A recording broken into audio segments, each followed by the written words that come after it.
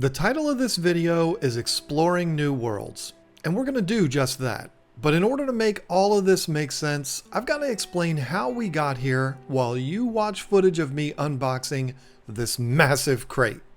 Believe me, you're going to want to see what's inside. October 31st, 2021, Halloween at Aquascaping, Dallas. Tons of people were walking around all decked out for the quote-unquote holiday, including my gorgeous wife that was dressed up as Little Red Riding Hood.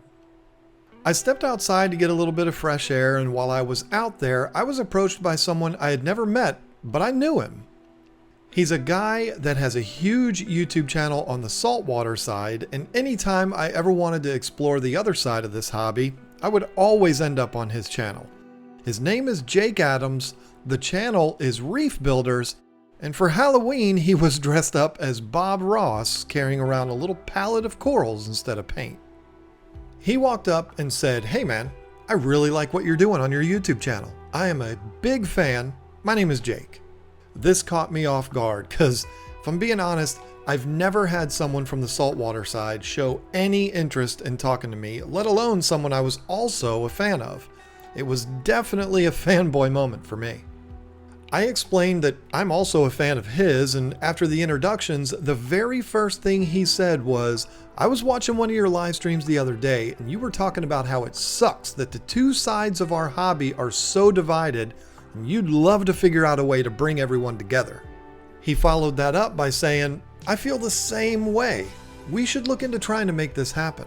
Now, I was completely blown away by this. Here's a guy that I'm a big fan of saying to me, "Hey, we should work together to bring the saltwater and freshwater sides of this hobby together." It was the highlight of my trip to Dallas that year for sure. In the same conversation, we started coming up with ideas of how we could tear down that wall between the two sides of our hobby, and a few months later, we implemented Phase 1. This was a video collaboration between our two channels. I talked in my video about the top 10 reasons freshwater tanks are better than saltwater, and in Jake's video he did the opposite, with the whole goal being to get a conversation started about the differences in these two sides. And it worked. Both videos did really well, and we both felt like we accomplished what we wanted to. If you want to watch these videos, I'll put a card up in the top right corner. With the success of Phase 1, we started planning Phase 2, which was to take things to a whole other level. We approached the good folks over at Aquascaping and pitched them the idea of Jake and I doing a debate live on stage, with the topic being saltwater versus freshwater. Aquascaping loved the idea and greenlit it immediately. They made us the keynote event on the main stage in Chicago 2022, which was again in October. I have the full debate uploaded on my channel, but I could only get permission from Aquascaping to put it up for channel members, since they might want to use this footage at a later date. If you want to see that, I'll put a card up in the top right corner for it, but you have to become a member to watch it. I'm not doing a sales pitch here. I'm just telling you what's going on. In just 1 year, Jake and I went from meeting each other to being on stage in front of hundreds of people. And you know what? It was incredible. Well, if we're being real with each other, Jake wiped the floor with me on that stage, but that didn't matter because we accomplished what we wanted to, which was to get people talking. Get people to cross over into the other section of the show that they otherwise wouldn't have had interest in. It was such a success that I was even invited to sit with the guys at Reef Beef and do a podcast about the same topic. Things were progressing really fast, and we had so much momentum that Jake and I immediately started planning Phase 3. This was going to be Jake and I putting our money where our mouth is and exploring the other sides of our hobby. The plan was for Jake to come here to North Carolina and set up a saltwater tank, not only with me, but also set one up for Lisa. I wanted a Fowler tank, which is fish only with live rock, and Lisa wanted a small reef tank. After that, I was going to go to Colorado to visit Jake and do a freshwater project with him. We were kind of struggling to figure out what to do at his place though, because he was a closeted freshwater enthusiast already. In fact, he had more freshwater tanks in his fish room than he did salt, but we were going to figure something out. But unfortunately, these plans were shut down on October 20th, 2022. Just 12 days after Jake and I were on the main stage at Aquascaping, Jake passed away. The details of exactly what happened are still a bit unclear, and that's because Jake was on an airplane to Bali to go diving and out of nowhere just dropped. From what I've been told, it was some type of a cardiac event. What exactly happened doesn't really matter. Jake is gone. So, if Jake passed and that put a halt to our plans to break down the wall between fresh and salt water, what are we doing here today? Well, it's time to lighten things up a bit and tell you what's been going on for the last couple of months. I was on the phone with Sean Hale, who's the brand manager for Fritz Aquatics and also happens to be the owner of Aquashella, and we were talking about Jake and what him and I were doing. I told him, yeah, we had a good thing going and that's unfortunately over. Sean asked if we had other plans, and I explained how Jake was going to come here and help Lisa and I set up a saltwater tank, and he said, you know what? Don't worry about it. I got you. I'll take care of that so you can keep the movement that you and Jake started going. So there you go. You're all caught up. Now, here we are. When Sean said he was going to step in and help with the project, I had no idea he was going to be doing something to this scale. He immediately got on the phone with all the contacts he has in the industry. And believe me, as the head of Fritz and owner of Aquashella, his list of contacts has some pretty heavy hitters on it. The list of companies involved in this project are Planet Aquariums, DFW Aquarium Supply, Caribsea, Kessel, Seachay, and of course Fritz Aquatics. They put together a package that is downright overwhelming, if you couldn't tell by the 8-foot tall crate I was breaking down in the opening of this video. In that crate was a 240-gallon pre-drilled glass aquarium and stand from Planet Aquariums, a 4-foot-long tide-line sump, red starfish protein skimmer, heaters and lids from DFW, a Synchra pump and a couple of circulation pumps from Seachay, 3 tuna sun lights from Kessel, and a ton of man-made live rock and sand from Caribsea. And of course, there was a full complement of Fritz products to not only get the tank going, but also keep it going long term. Sean and all of those other companies really came through on this project, and when you see it all laid out, it's totally intimidating. But I didn't have to worry, because Sean didn't just send all this stuff and say, there you go, have fun. He also came here with his girlfriend Evie, who also works for Fritz, and Jimmy. You know Jimmy. He's only the most talented videographer we've got in our community. The 3 of them came here for 4 days to help us get this project up and running. Sean was also really good friends with Jake, so this project meant just as much to him as it did me. We started things off by removing the back supports from the stand, which were in the way of getting the sump in there. So we took them out, got the sump in, and then reinstalled them because, you know, we don't want the whole thing to collapse. Once the sump was in place, we did what I thought was going to be the hardest part of the project, which was lifting the tank up onto the stand. I couldn't have been more wrong. Oh my God, this is nothing. What was I worried about? I kept trying to tell you. I kept trying to tell you. I was like, Sean, this is so much easier than you. Sean, I don't know why you were freaking out so much about it. This thing's not that heavy. I mean, push it more. All right, maybe I overreacted a bit. The 5 of us were able to lift it up, no problem. I don't know, lifting huge glass boxes just freaks me out, even when we're just lifting it and immediately putting it on the stand. I guess it's the old man with a bad back in me. Anyway, with the tank in place, it was time to get into the real fun stuff. First, I vacuumed out the interior of the tank, then Sean and I got started on the plumbing. This tank came with a really sleek overflow box that mounts to the center of the back panel. This attaches and has a watertight seal with the bulkheads that of course were also included. The overflow feeds 3 drain lines that go to the sump. The 2 on the ends of the overflow box go directly into the filter socks, while the 3rd serves as an emergency overflow. In the event that one of the main drains gets clogged, this will serve as a secondary drain until you realize it and fix the problem. This is pretty genius, because if it wasn't there and one of the drains clogged, you could have a pretty nice flood, a burnt out pump, and some very unhappy fish. Something to note here, the system came with 3 flexible drain hoses.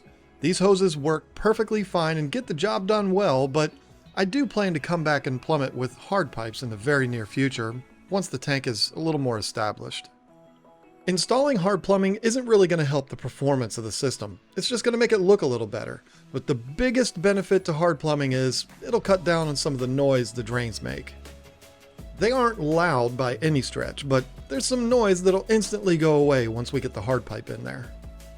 If I'm being honest, I should really do that with all 4 sumps I have. Hey, add that to the list of things to do. Yeah, it'll be like number 286 on the list. With the drains done, it was time to focus on the return lines. For this system, we have one large CJ Synchro pump that splits to feed the returns on either corner of the tank. And again, this is on pre-drilled holes that are installed with bulkheads. Can you not point the heat guns directly at me? Next, it's time to install the smaller equipment like the 2 CJ circulation pumps and 2 400-watt titanium heaters. Let me tell you, DFW spared no expense when they put this package together. These titanium heaters are absolutely amazing. So amazing, in fact, that we decided to carry them on our website. These are a little more pricey than glass heaters, but in my opinion, it's well worth it. The last big piece of equipment is the protein skimmer. This massive spaceship-looking thing sits in the sump and collects, well, protein from the water, which would be uneaten fish food and fish waste. It's not something that's going to be totally necessary for a brand new tank that doesn't have a lot of mess in it, but it'll be great to have when we get this thing fully stocked. With all the equipment in place, it's time for Sean and I to slide the tank into its final resting place. We made sure everything was level side to side as well as front to back by adding shims where necessary. Then the real fun begins, getting everything set up on the inside of the tank. Sean started this off by adding 6 bags of the Carib Sea sand. This is a wet sand specifically for saltwater tanks that has bacteria in it to help get the aquarium started while also mimicking the ocean as much as possible. Look at me. I almost sound like I know what I'm talking about. And now it's time for the best part. Well, other than adding fish, I guess. It's time to do the rock work. But we got a secret weapon for this. And no, that secret weapon is not Carl. As much as I'm sure you'd love to see him help us with this, no, it's better than that. Sean and I are very lucky guys to have partners that are both not only very easy to look at, but also amazing aquascapers. So we had a great idea. Lisa and I do a live stream on our channel every Thursday night at 8 p.m. Eastern. We were getting close to that time, and the plan was for Sean to sit in on the stream with me, and that left the girls free. So we said, hey, why don't the 2 of you do the scape while we do the live stream? These ladies love aquascaping, so it didn't take much convincing, and it was a lot of fun. Sean and I talked about Fritz, Aquashella, and all the other stuff going on in our lives, while Lisa and Evie placed all the rocks. I gotta be honest, this was the best idea we could have ever had. These talented women put together an unbelievable scape that I would have never been able to do myself. I'm pretty good at stacking rocks, but live rock in a saltwater tank is a totally different thing. You want to have large open spaces in the rocks for the fish to establish their homes and swim through. You want to have it look really impressive while also serving the fish's needs at the same time. And these 2 aquascaping juggernauts did a way better job than I ever could have. Now, I actually have a pretty sad story about this rock that you'll have to wait till next week to hear. Don't worry, there was no fish death or anything, but it was still a pretty big tragedy. Subscribe with notifications on if you want to see that. After the stream wrapped up at around 10 o'clock at night, it was time to fill the tank up, but first we had to get saltwater ready. One of the things I forgot to mention is DFW also sent an RODI system with this package. Water that runs through an RODI system comes out purified with very low total dissolved solids, and it's recommended for saltwater aquariums. The challenge I had was how to produce enough RO water to fill the tank, so I used a 150-gallon stock tank, 2 32-gallon Brute trash cans, and a bunch of brand new 5-gallon buckets. When it was all said and done, I had about 10 gallons more than I needed. And I kind of got lucky on that one. I've already started a more permanent solution to this water storage issue that I'll talk about in a future video. It involves 3 55-gallon drums and the same RODI system. I've come up with a pretty genius way to do all of this hidden in the fish house. You can expect to see that on the channel in the next month or so. With the saltwater mixed to the appropriate salinity, it was go time. We used a pump and a hose to pump the water from the stock tank and filled her up. The whole process of mixing over 250 gallons of salt water, letting it clear up, and then pumping it in the tank took maybe 45 minutes. Actually, no, I just totally lied to you. We had to fill it up and then drain about 12 inches out because, well, there was a leak. This wasn't an equipment failure, it was an installation error on our part that we didn't realize until it was too late. It was a simple fix though. We drained the water to below the overflow box, removed the assembly and reinstalled it properly, and we were good to go again. Once it was full and there were no more leaks, it was time to install the Kessel lights. Now listen to me folks, there's a ton of great lights out there, and I'm sure there's some saltwater purists that are going to want to talk about their super lights on their reef tanks, but for us mere mortals, there's no one building better lights than Kessel. I don't know how they do it or what the secret is, but they've nailed it. Yes, they're significantly more expensive than your average aquarium light, but this is one of those cases where I'll tell you it's absolutely worth the money. I'm not trying to sell these lights to you, and I'm not going to give you an affiliate code so that I can make money if you do. I'm just telling you the truth. Kessel is doing it right. Oh, hello. Wow.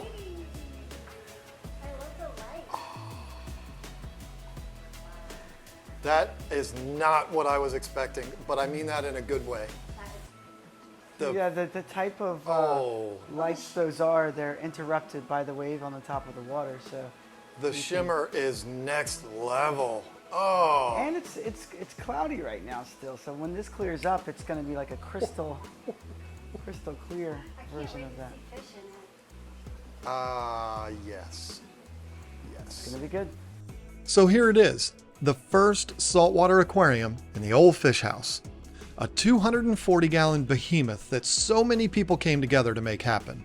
I can't tell you how excited I am about it and how fortunate I feel to not only have friends that'll help out with this, but also companies, some of which don't even know me, but still wanted to get involved with this project because they appreciated Jake Adams and what he stood for.